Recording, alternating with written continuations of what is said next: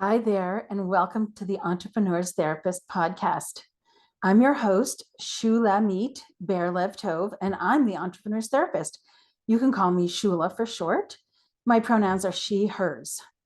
This is the podcast for business owners, solopreneurs, micropreneurs, freelancers, and self employed folks who want support for riding the emotional roller coaster of running a business.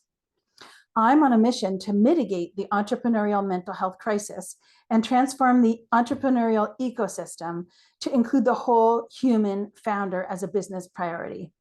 I do that through this podcast, of course, and also through speaking, teaching, and consulting, and working one-to-one with women business owners who want to preserve their peace of mind and support their mental and emotional well-being in this era of relentless stressors that can make you want to lose your crap on the daily. This podcast is being recorded on lands stewarded for 10,000 years and to this day by the Algonquin Anishinaabe Nation. Land acknowledgements are calls to action from Canada's Truth and Reconciliation Commission. And this is your call to action to find out whose land you're on and to share that information with others, and to take what other actions you can toward reconciliation, because the harms caused by settler colonialism are ongoing. Today, I'm talking about it's lonely at the top and how you can stop feeling isolated as an entrepreneur. So, you know the drill. You're up late, the rest of the house or the office building is dark. Even during the day, you mostly work alone. You might have coffee dates or mastermind group meetings, but most of them are virtual. And when you click leave meeting, there you are alone in your office again. For example, another example, you've had a real win in your business. It's a hard won and long fought for win. You tell your beloved and they say, well, oh, honey, that's nice. When what you want is for someone to recognize how much this means and go, yeah, and pop the metaphorical bottle of champagne for you. Or maybe you're feeling the stresses of being the one who wears all the hats and carries all the responsibilities, but none of the other parents at pickup time, or maybe not even your bestie, gets what you're going through. This kind of loneliness and isolation is a real threat to your mental and emotional well-being as an entrepreneur. And when you're not your best and you're feeling isolated, it's hard to bring what's needed to your business. The human brain sees loneliness as a threat, and it's as serious as the threat of physical harm. When you feel very isolated and lonely, your nervous system engages a threat response. And when the loneliness is ongoing, the result can be continuous, low-grade chronic stress that leads to adverse physical and mental consequences. Loneliness is a major risk factor to mental health, not only for business owners, but for everyone. It's linked to depression, poor sleep quality, impaired executive function, and cognitive decline. But business owners are more likely to feel lonely than their employed counterparts. So if you're a business owner and you're feeling isolated and lonely, you're in good company. The Harvard Business Review found that half of CEOs that they talk to report experiencing feelings of loneliness. And many first-time CEOs said that these feelings negatively affect their performance. So I've talked a little bit about examples of loneliness, but why are we lonely? What is it that makes up our loneliness and isolation? Well, we're isolated because there are simply fewer business owners around and even fewer women business owners. And it's much easier to find someone with a difficult work situation or a micromanaging boss with whom you can commiserate. It's harder for us to find someone who gets us. Also, the more that you are impacted by systems of oppression, the fewer entrepreneurs there are who share your experience. The value of peer support, validation, and perspective is unparalleled. And yet, when you're a woman or when you're impacted by systems of oppression, it's harder to access peers who share your experience. Also, it's lonely at the top, so to speak. Leaders have emotional reactions related to the people they lead. For example, clients, employees, contractors. And we all know it's not appropriate. And in fact, it can be harmful to the relationship to expose these people to the raw emotions that come up for us about their behavior. But we do have emotions and they do come up. And as business owners, we do a lot of emotional labor to manage all this. And yet we can experience loneliness because there are few places we can be transparent about the emotional impact of this work and the emotional labor that we do, and even fewer people who can hold space for us. So we end up carrying all the emotional weight alone. It can also be the case that associates or employees have resentments about leaders. Now, let's be honest, these resentments are often for good reason. And they can relate to you as your role rather than as you in this current moment and their current experience. And so as a result, they haven't worked out their relationships with power. They make assumptions about you as a leader based on previous experience or based on their beliefs about people in positions of power. And it's important to note that whether you like it or not, whether you, what's the word I'm looking for, whether you are comfortable with power or not, whether you see yourself as powerful or not, power is inherent in your role as a leader in your business. And as a result, those whom you lead respond to you in ways that reflect their assumptions about leaders and the power inherent in leadership, and not to your behavior or intent. So this can be hard to take and can also bring up a lot of feelings. People in your audience, as well as employees or contractors, may have you on a pedestal, and this can make it challenging when your humanity comes to the fore.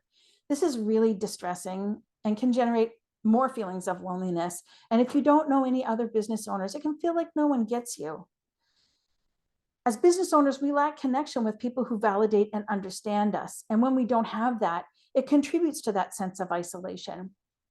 Most people are risk averse, but we as business owners embrace risk and are frequently taking leaps into the unknown. And what we really need is someone who can say to us, yes, of course it's scary. This is a big leap. So of course you would feel scared. And I know you have what it takes to do this, and I'm here to cheer you on. Instead of when you tell your fears to someone who's risk averse, they might say something like, maybe you shouldn't give up the security of a regular paycheck and a pension. Right? They come from their place of fear, and that's not supportive for you. Sometimes we're literally lonely because we're just too busy or too pooped to socialize. That is outside of networking, where you always have to be on and it's part of your job. Speaking of networking, another isolating factor is the desire for impression management. It's really hard to trust that disclosing your vulnerability when you're having a bad day or having mental health challenges won't deter people from doing business with you.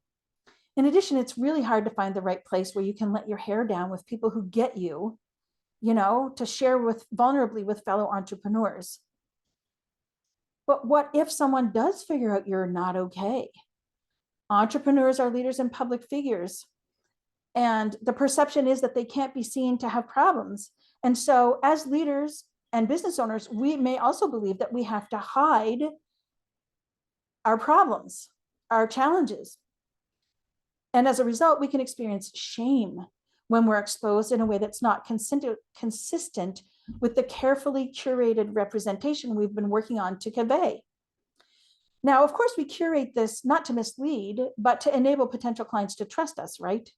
But it's uncomfortable, and we can experience shame when that curated representation is, let's say, not in alignment with the experience of not being okay. Lack of access to support is another factor that plays a role in isolation. Entrepreneurial poverty is a thing. We're not all Jeff Bezos or Galen Weston. Cash flow is the single biggest financial challenge in many small businesses. We aren't all raking in the big bucks. Research shows that 88% of women-owned businesses generate less than $10,000 a year in gross revenue. So, not only do we struggle to pay for the help we need in our businesses, wouldn't it be less stressful if you could hire a VA and some marketing support, right? But we also have limitations on the cash that we take home. And furthermore, most self-employed people don't have health insurance.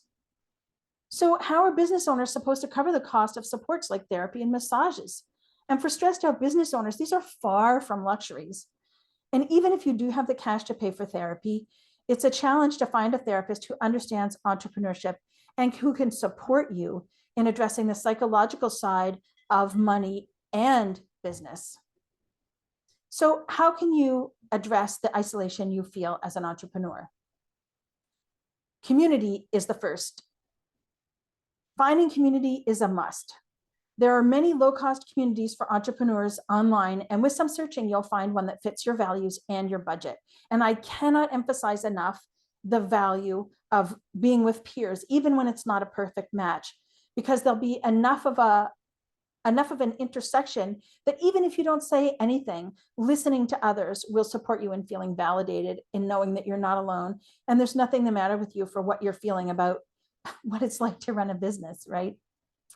Even networking in person is worth a try. You might have to look beyond your immediate area to find a group that's a good fit for you, but it's really worth the trouble. Because in these communities, with time, you will find that one person or two who stand out from the crowd and with whom you might want to connect more deeply. And it's really important to find someone in whom you can confide so that with some people in your life, you don't have to worry about impression management. Now, in terms of making these kinds of connections, it's important to establish good boundaries around what you will and won't share and in what contexts. It can be helpful to work with a coach or a therapist to identify where those boundaries are and to make sure that there's at least one close and trusted person in your life with whom you can be totally transparent. It helps mental and emotional well-being generally and defends against loneliness and isolation to have someone in whom to confide.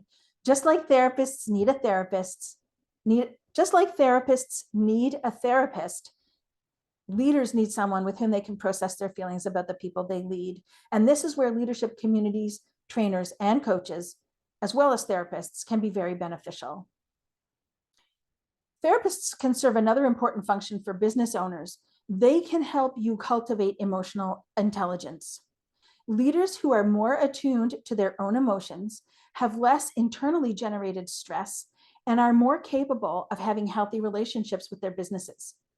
Attunement to the emotions of others means you're better equipped to form meaningful connections and build trust with your clients, employees, and contractors. Leadership training and community can also be helpful for addressing the isolation and loneliness you feel as a business owner. One resource is Brene Brown's Dare to Lead trainings and the community of leaders you'll connect with in those programs. I've also explored the 15 commitments of conscious leadership and the work of the Conscious Leadership Group, and that might also be a resource you could explore. And as always, the links to these resources and a transcript are a link to the transcript and the links to these resources is in the description. So it's important to distinguish that loneliness is different from alone. Alone time is necessary for both mental health and creativity.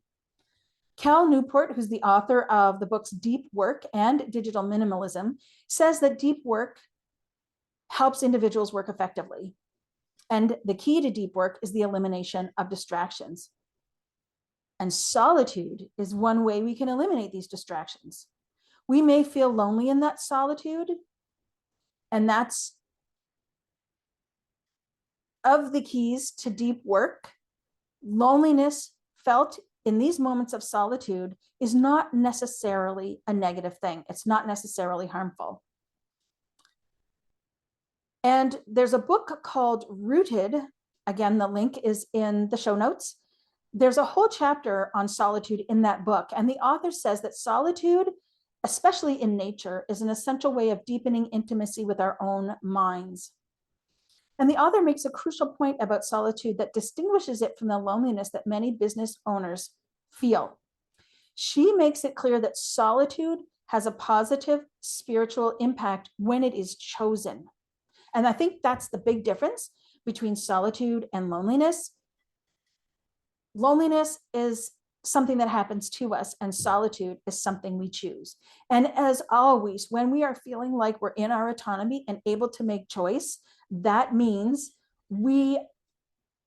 it's the opposite of trauma, in fact, where the definition of trauma is being overpowered, right? And harm is being caused.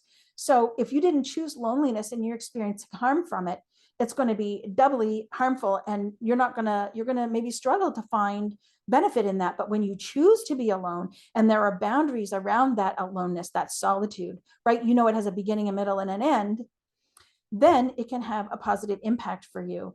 It's important to have alone time. That solitude without the need for social pretenses, in other words, impression management, is both a relief and it can be enriching. The author of the book Rooted, in her chapter on solitude, quotes Dr. Marcus Riley as saying that when the need for social interactions and pretenses fall away in solitude, our brains are allowed to roam free. And if you pause for a moment and imagine what it would be like to have uninterrupted solo time where your brain is allowed to roam free, it's easy to see how this can benefit you as a business owner, because you need all of your brain power to think creatively and strategically about your business and its challenges and growth. If you've had enough alone time and are looking for company, you might like to subscribe to this podcast and get more support from someone who's likely to get you. This podcast, the Entrepreneur's Therapy podcast, is brought to you by my self-guided virtual retreat. With this retreat, you can create your customized mental and emotional wellness plan to keep your CEO self in the driver's seat so you don't flip your lid and blow up your business when the crap hits the fan. As you know, and as you have experienced, running a business can run down your mental health. And as whole humans who own small businesses, a mental health plan should be part of your business strategy. So boost your business with a mental health plan. Purchase the self-guided mental health plan workshop today for $99 US. This includes a workshop recording, enhanced transcript, and worksheets. And the link is entrepreneurstherapist.click/MH-plan. And that link is in the description and show notes. So I'm Shula, the Entrepreneur's Therapist, and I'm on a mission to mitigate the entrepreneurial mental health crisis and transform the entrepreneurial ecosystem to include the whole human founder as a business priority. And if you've got something valuable from this episode, you can support my mission by sharing with friends you think need to hear this. Subscribing, rating, and reviewing also helps mitigate the entrepreneurial mental health crisis by making it possible for this podcast to reach more stressed out entrepreneurs who need support, validation, and tools to help them care for their mental and emotional well-being in an era of relentless stressors that can make you want to lose your crap on the daily. Thanks so much for listening.